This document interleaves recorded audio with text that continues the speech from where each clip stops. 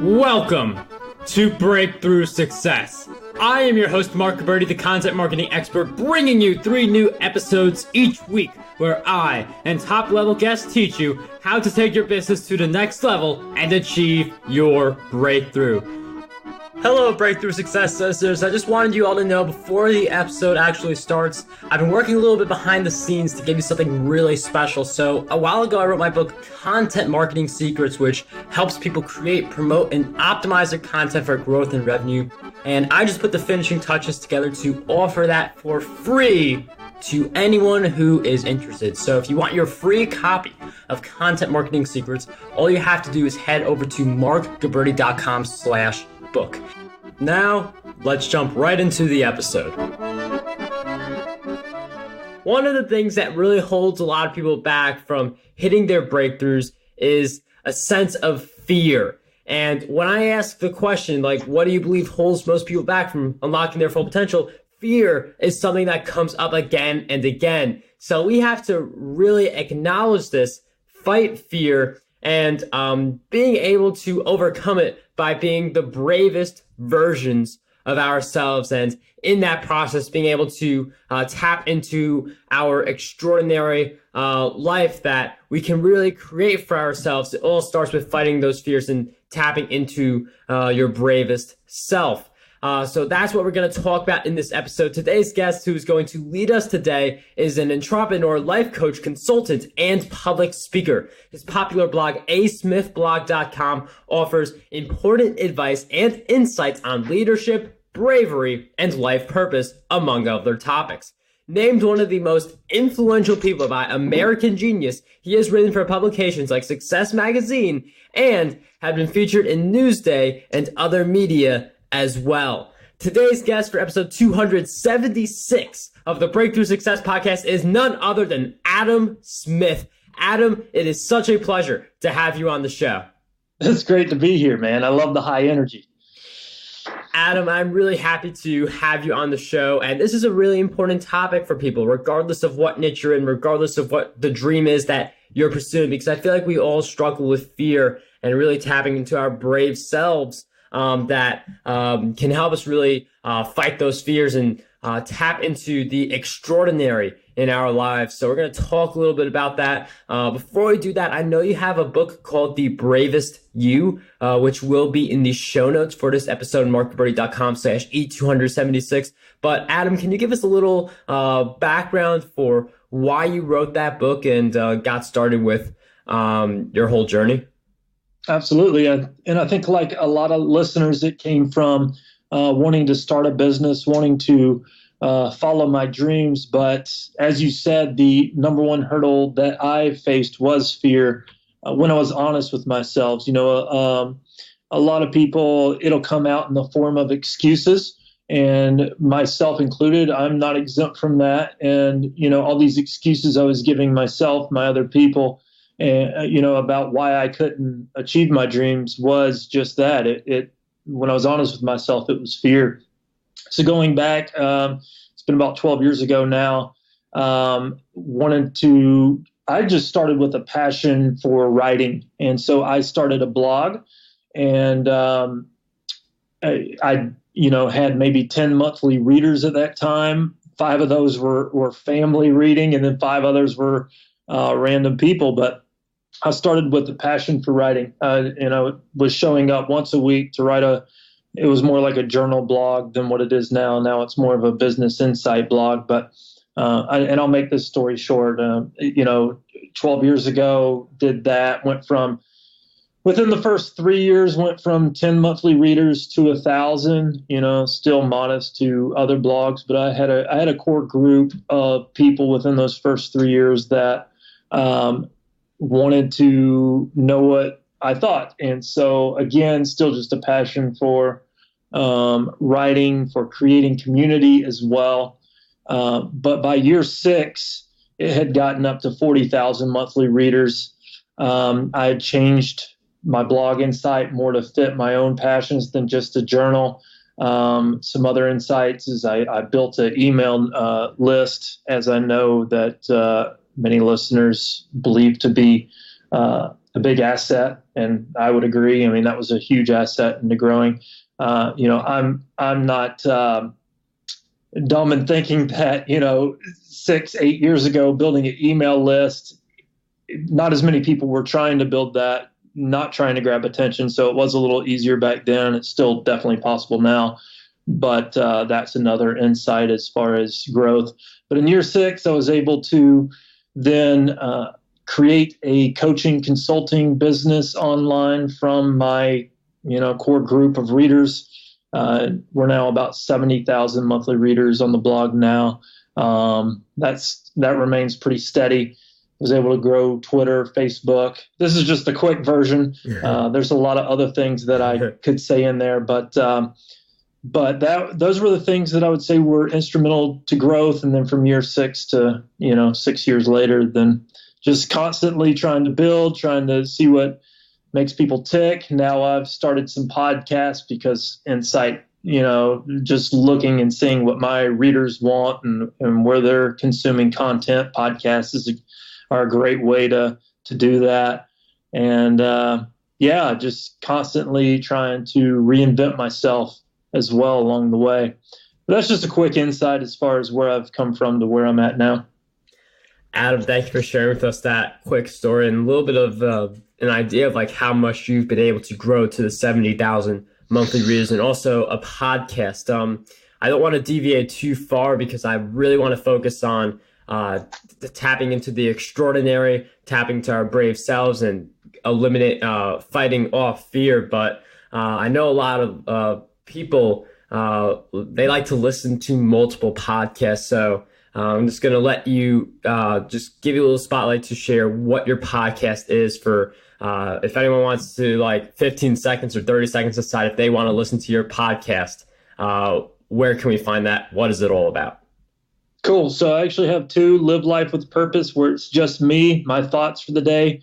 It's kind of like an audio version of the blogs that I write. You can find that, Live Life with Purpose, if you search that on wherever you like to listen to podcasts at, it'll pull up. And then my other one, Ideas with Adam Smith, it's where I interview people that I look up to and ask the questions that I'm curious about. That's the cool thing about starting a podcast is, there's tons of podcasts out there, but the people interviewing might not ask the questions that you would ask. So that's what I wanted to do. And I've found it very helpful, not only for myself, but listeners seem to enjoy it as well. So I appreciate you letting me tell your listeners about those. Yeah, I always, because I know a lot of people are like more content that can empower, that can really help us take action, the better. And I really love the interview format. So I definitely agree with you there. But I want to touch upon something that was mentioned a little earlier, where we all have, like if you feel like you're being held back, it's a sense of fear that makes you feel held back. But I feel like some people, they don't have the result that they're looking for, but it's a little more difficult for certain people to pinpoint that fear. So I'm wondering if you could share with us how we can pinpoint the type of fear that we have that is holding us back. Absolutely. So in my coaching and consulting, I deal with a lot of small businesses. That's where I tend to be in the business space. As far as life coaching, people that feel stuck, feel like they're not getting as much out of life as they want to and want to become better. So I think before I dive into that, I'll mention the 5 stages really quickly that I place in the book to kind of give listeners an idea of how I view the stages and how fear works into our lives, and then go back and answer that question. So the first stage, I believe that most people find themselves, if they feel like they're dealing with fear, is complacency. I've dealt with it in my life. People listening can identify with that. And the thing about complacency that will sometimes trick ourselves is that complacency has to be this thing where we're doing nothing. But in fact, in today's age, in 2018, I find it more with our schedules. So we fill our schedules full of things that don't really matter, that don't get us to our goals, that keep us busy but not productive. And so in 2014, I had a panic attack, thought it was a heart attack, found myself in an emergency room. And I had filled my schedule with too many things. I committed to too many things because I'm a recovering people pleaser. I kept saying yes instead of saying no. I still have a hard time with that. But, we're all learning, we're all evolving, we're all trying to become better. But complacency being that first stage. Then what will come is inspiration and or ideas. And these are those things that come to us that we want to do. But our third stage is fear. Fear being all the reasons that we can't instead of all the reasons that we can. But what I found in my research and talking to 400 people over the past 3 years, from researching to writing my book, was that the one thing that takes more people often than not from fear to bravery is passion. And I know passion has become such a buzzword and possibly overused, but it was the only word that I could find that described really the motivation behind people finding bravery in what they're doing. If someone has enough passion for something, they're going to find the bravery to do it.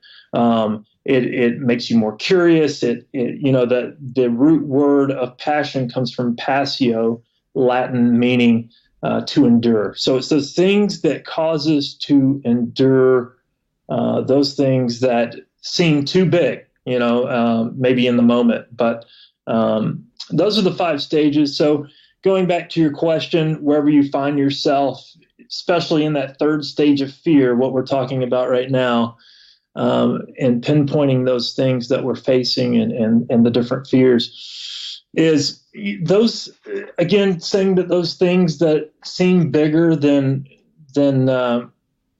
telling you all the reasons that you can't, rather than all the reasons that you can, but also those things that I mentioned earlier, the excuses that come up, and we tell other people all the reasons that we can't. But the lack of passion in those things would be the main thing to pay attention to here, because then you have to ask yourself, are you pursuing the right things? Should you even become brave in those things? And that will really help you gain some insight on which way you need to go. And I do talk about some different ways that people can find passion, those being, where your energy is, what do you tend to talk mostly about, what are you curious about, what would you do for free? Those are just some insights into maybe what people will find their passions in. And thank you for sharing with us all those stages, because it's good for people to like all those stages are discussed in more detail in Adam's book. But for you listening to the episode, it's good to have those stages so you have an idea of what leads up to the extraordinary life. One of those you touched on is passion. Yes, I feel like it's something that people use a lot, sometimes a little too much, but I feel like we all get the concept of passion. So I'm going to ask, when it comes to passion, I feel like that's not enough. You also need to endure. You also have to be able to persevere. So how do we get better at the enduring part? Because there are some really tough things that happen. That's just part of life. So how do we be able to endure and rise higher?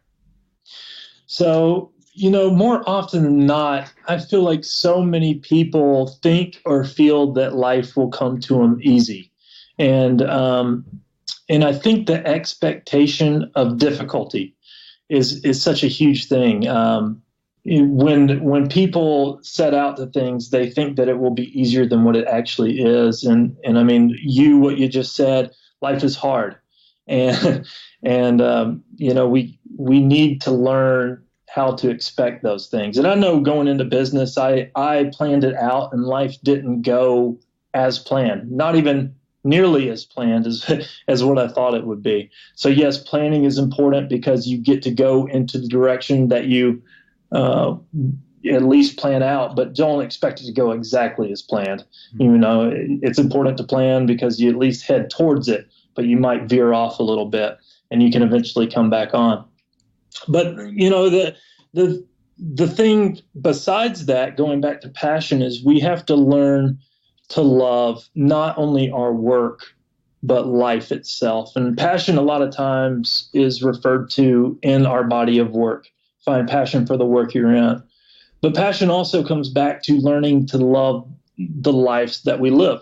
So, work, it used to be something that took me away from my family, something that took me away from our relationships. And in the grind, in the hustle, a lot of times that is what happens. And going back to my panic attack and my story, we have to learn to take back control of our lives. And it's coming back to that and setting our lives up accordingly, scheduling things out accordingly, and not letting work take over life, but learning to fall in love, not only with work, but with life would be my recommendation there. And so, the thing that work does is a lot of times will burn people out, will make people feel like they're at the end and they don't know what to do. And they feel like quitting or giving up, going back to perseverance. And, the other side of that is too, I want listeners to know that there has been a negative connotation that has been put on quitting, and quitting sometimes is the best answer. Yes. And, there's freedom there. It's okay to quit. If you see dead ends to something, if you see that, that something isn't going as planned and there's better opportunities, then quit and follow the better opportunity. And there's a section in my book that I talk about that.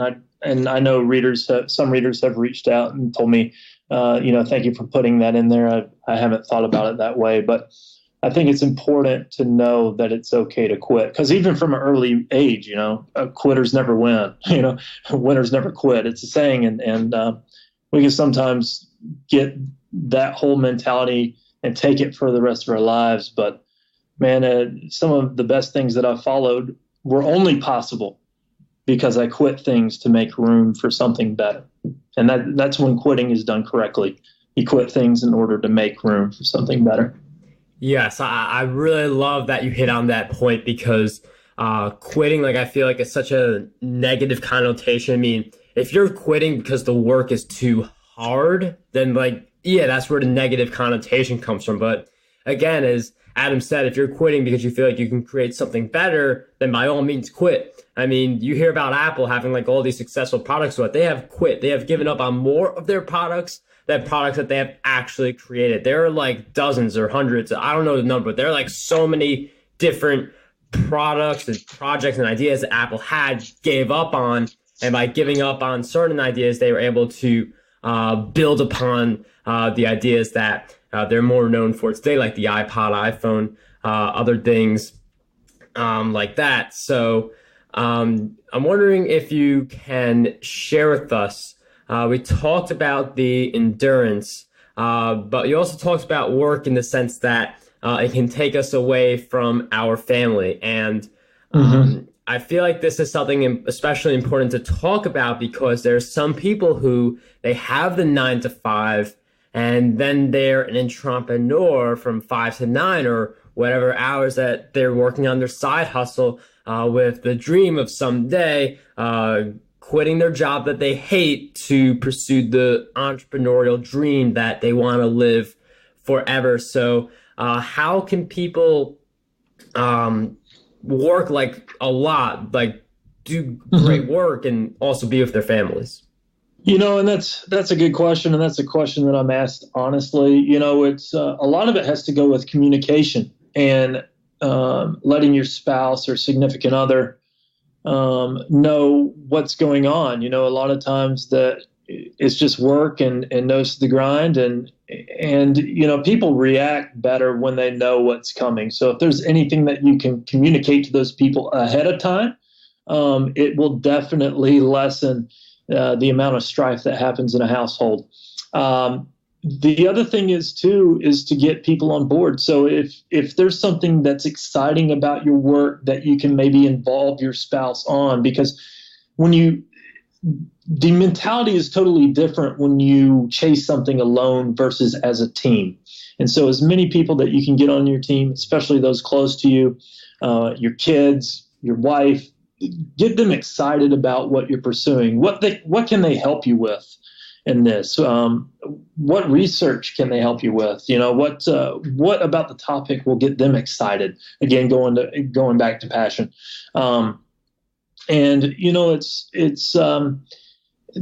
That would be the number one key, I would say, to getting people on board and being able to spin work. But then also going back to expecting difficulty, expecting hard. You have to hope that those people close to maybe people asking that question would understand that there are seasons to life.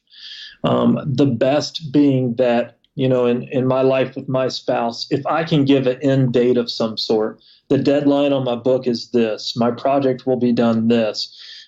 It is totally different if you make a lifestyle out of something rather than understanding that there are seasons to life. And so if you can give some sort of end date, some sort of deadline to people, it lets them know that, okay, they're busy in this season of life, but there is a light at the end of the tunnel. There is a vacation coming. There is, a time coming. Those would be some things that really come to mind from your question. But if you want to make a lifestyle out of it, working 24/7, as people would say, I kind of push back against that mentality. I know it's a big mentality right now that you need to work all day, every day. And, a lot of prominent business people that preach that. But anytime that I've seen that, it causes burnout, causes divorce, it causes all the things that I don't want in my life. And so I think, I'm pushing against that common mentality right now. And saying that there are some people on the other side, like Ariana Huffington recently came out with a book on sleep, and there's some other books that recently came out on rest. Jason Fried out of Chicago, who wrote Rework, he just came out with a new book that's on the other side as well, that's prominent about 40-hour work weeks and the need for rest. And so it does seem like there's two camps maybe on either side that, I just recently talked to Greg McEwen, interviewed him, who wrote Essentialism, and he's a big believer in bringing some sort of balance to life. But yeah, I mean, that's probably not the answer you expected. I don't know, but yeah, I would say that we need to also be cautious of devoting our entire life to work. But then on the other sense, there's a balance to this. I want to say the other sense is I've also learned I weave a lot of my work into my life. And I have an app called Evernote. I'm sure lots of people have heard of that. But anytime that an idea comes to me, I jot it in there really quick and get back to life. Some other people that I know use that app or email themselves or whatever works for you. But when those ideas come, do make sure to jot them down. But then also the need for being present. And then when you have that time to work, whatever time you've set aside, communicated to your family, you can come back to those ideas at that time. And so just some different thoughts on that. But that would be my take on your question.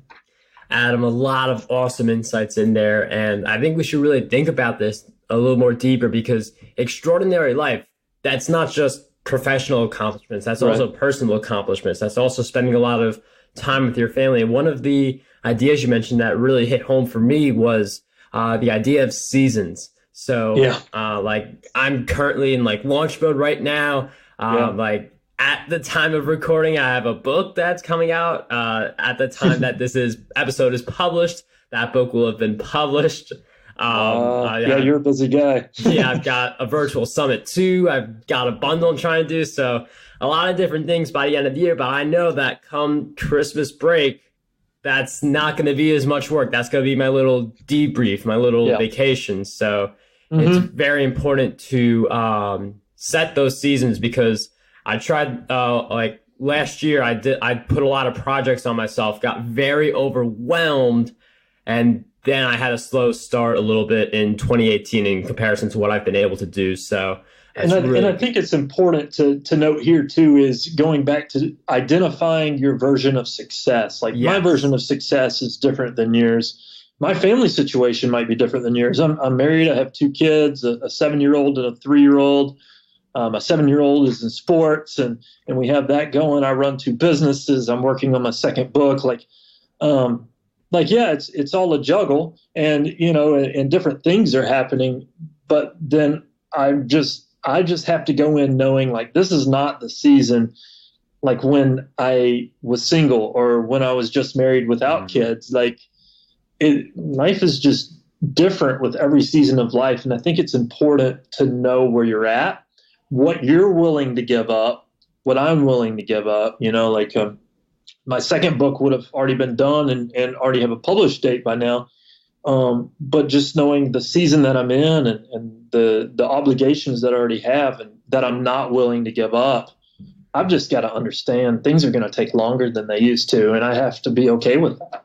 And, a lot of times, we have to be honest with ourselves, being honest with ourselves is one of the hardest things to do.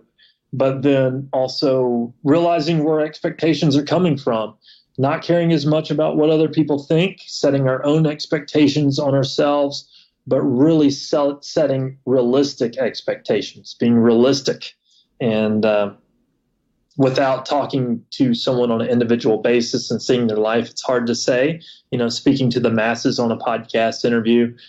That's really the best way that I can put it without looking, really into people's lives. And that's why coaching and consulting works. That's why I do what I do, is I get to sit down with companies, teams, individuals one-on-one and get to really pull back the layers. But in a podcast interview, that's really the best advice I have. And I mean, you touched upon a lot of really great insights. And with the coaching, you're really able to help people. And just one important point also that I want to bring back up is that we have different expectations of success. You mentioned that you're married, 2 kids. I'm single, so I have the different schedule. I have a different kind of workload. But you also, on another side, you hear people who are financially free, but only making some people would say it's not that much money that they're making, but because they're set up, they're financially free. So for you listening to this right now, I'd really ask you, what is your definition of success? Think that over as you continue to listen to this episode today. And one of the things that I want to jump into, we talked a little bit about endurance and perseverance a little earlier. With that in mind, Adam, I'm wondering if you could share with us one big challenge you faced in your journey and a powerful lesson you learned during that challenge. The biggest would be the financial hurdle, as I know a lot of people deal with. You're trying to build your business, and it's the biggest thing to understand, at least for me, is the most successful people rarely do one thing. And I think a lot of people looking from the outside think that people do one thing. Currently I do my online business. I own another small business in my community. I invest. And there's some, I reap the benefits from that too. But there's all these things that built, I have my book. There's all these different income streams that come in. And the biggest expectation, again, going back to setting realistic expectations, is that money would just come. And I just want to say it's okay to work a job while you are working on your side hustle until it becomes enough. And that goes back to, you said that it's become a buzzword and overused. And I would agree in some contexts, but really when I say passion, maybe listeners would hear it better as what do you really care about? But when you really care about something, you're willing to put the work in. And so, the financial hurdle would be one thing, expecting it to come, having to work another job, having to find different income streams. And that would be the biggest hurdle. But the way I solved that was to know that these things were going to come. Eventually I understood, okay, this is where I just need to put in the work and can work on this around the schedule that I have, either wake up earlier, stay up later. But I understood that, as bravery showing up again and again until I find success. Passion was the one thing that brought that into my life, and more people that I talked to. told me the same thing. The passion, the things that they cared about, they were willing to show up again and again for, no matter the odds, because they cared about it. Going back to my own story, if you want to think about it in your context, that's great. And your story, I love that. Going back to my story, my passion for writing, showing up when I had 10 monthly readers, and it turned into what it is today. I didn't necessarily think about the income. I was thinking about my passion for writing, and then it grew into something. And so that would be my thought on that. What do you really care about? Show up again and again. How can you turn that into a business? And just keep pressing on. A lot of people quit right before success comes, right before the benefits are reaped. And I would just say, keep persevering. And if people aren't feeling like they can keep enduring, that's when you set a deadline. By this date, I want to achieve this. If I don't, then I'm going to think about something else. But really, really get clear, as far as what you want to do with your life, because it's then that what you want to persevere at, what you want to become passionate about, and what's going to wake you up in the morning and keep you up late and keep you going. And, at the root at it for me, it's not all the things that I do, it's helping people, and what you do with your podcast helps people. And I love hearing from listeners and readers and all those people, and people are what keeps me going. And so that's why I do what I do. And I guess that's probably why you do what you do. But that would be my best advice there. Lots of great insights there. Like having a why behind what you do. Like we enjoy providing value to our audiences, seeing those transformations. I also liked how you mentioned having multiple streams of income. I also am an investor. For anyone wondering what I invest in, it's stocks right now. Real estate's going to be the next transition at some point, but it's good to have multiple streams of income, because if one of them dries up or doesn't do as well, at least you have a bunch of other streams coming in, compared to if you just have a job. If you get fired from that job, your income's dead pretty much, unless you have some other streams going. So it's important to think about what income streams you are creating for yourself. Absolutely. And that misconception of people thinking that people do only one thing and they're wondering why they can't get traction with their business.